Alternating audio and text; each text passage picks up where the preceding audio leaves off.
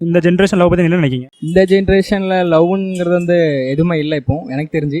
முன்னாடி நம்ம எந்த மாதிரி இருந்தாங்க எல்லான்னு பார்த்துருக்கோம்.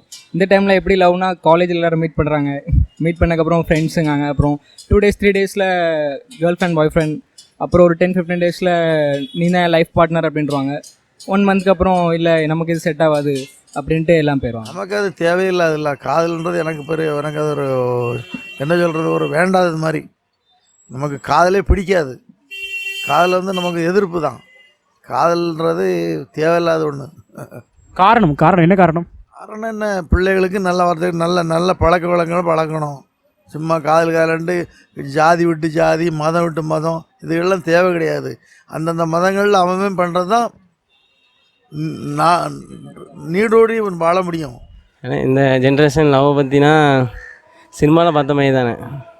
அதாவது ஸ்டார்டிங் லவ் பண்ணாங்க, அதை விட்டுட்டு போகிறாங்க, அந்த கதை தான். அதுவும் நம்ம ஃப்ரெண்டு தான் எப்போவும் லவ் பண்ணிகிட்டு இருக்காப்ப. இப்போ இவனை கேட்டு பாருங்க சொல்லுவோம் ஐடியா. நீங்கள் லவ் பண்ணுறீங்களா? நான் லவ் பண்ணல, கொடுப்பனே இல்லை. இந்த ஜென்ரேஷன் லவ் பற்றி என்ன நினைக்கிங்க? லவ் பண்ணலாம், அன்லெஸ் அது பேரண்ட்ஸ்க்கு ஹர்ட் ஆகக்கூடாது. எல்லாத்துக்கும் அவங்கவுங்க பேரண்ட்ஸ் பற்றி தெரியும். ஸோ அவங்க இன்டென்ஷன் வச்சு நீங்கள் லவ் பண்ணால் ஃப்யூச்சர்லேயும் ப்ராப்ளம் வராது, நம்மளுக்கும் ப்ராப்ளம் இல்லை. நான் மோஸ்ட்லி வந்து இப்படிப்பட்ட கேரக்டருக்கு லவ்வை பிலீவ் பண்ணுறவன் கிடையாது.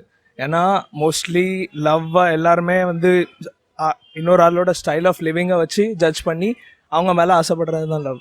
ஸோ நான் நினைக்கிறது என்னென்னா அது வந்து கன்ஃபார்மாக ஒரு ஃபேக்கான பேரியர் தான் நம்மளுக்காக நம்ம உருவாக்கிக்கிட்டுறது.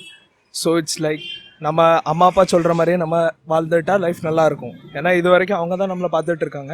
அவங்க வந்து நம்ம ஸ்டைல் ஆஃப் லிவிங் நம்மளுக்கு தெரியுதோ இல்லையோ அவங்களுக்கு நல்லா தெரியும். ஸோ லவ்ங்கிற வந்து பேரண்ட்ஸுக்கு பிடிச்சிருந்தா மட்டும் தான் பண்ணணும். அவங்க எப்படி வளர்க்குறாங்களோ அவங்களுக்கு பிடிச்ச மாதிரி. ஆனால் லவ்ங்கிறது தேவையில்லை, அது ஒரு டைம் பாஸ். என்னை பொறுத்த வரைக்கும் லவ் வந்து ஒரு டைம் பாஸ், அவ்வளோதான். மற்றபடி அதில் ஒரு நம்ம இதில் தான் இன்வால்வ் ஆகணும்னு யாரும் ஆகக்கூடாது. சும்மா ஏதோ நம்ம ஒரு இன்னைக்கு உள்ள நாள் கடக்கணும், அதுக்கு நம்மளுக்கு எது நல்லதோ தப்பான ஒரு வழியில் போகக்கூடாது. காதலை வந்து ஃபுல்லாக ஏற்றுக்கிடலாம், ஆனால் வேறு சமுதாயத்தில் காதல் இருந்தால் அதை ஏற்றுக்கிட முடியாது. இந்த ஜென்ரேஷன் பற்றி எல்லோரும் ரொம்ப அவசரப்படுற மாதிரி, ரொம்ப ஜல்தியெல்லாம் பண்ணணும் அப்படின்னு நினைக்காங்க. முன்னாடி இருக்கிற மாதிரி ட்ரூ லவ் இப்போ அவ்வளோ ஃபைன் பண்ண முடியல. இருந்தாலும் இப்போதைக்கு இருக்குது, ஆனால் எல்லோரும் ரொம்ப பொறுமையாக பண்ணாங்கன்னா கொஞ்சம் நல்லாயிருக்கும்.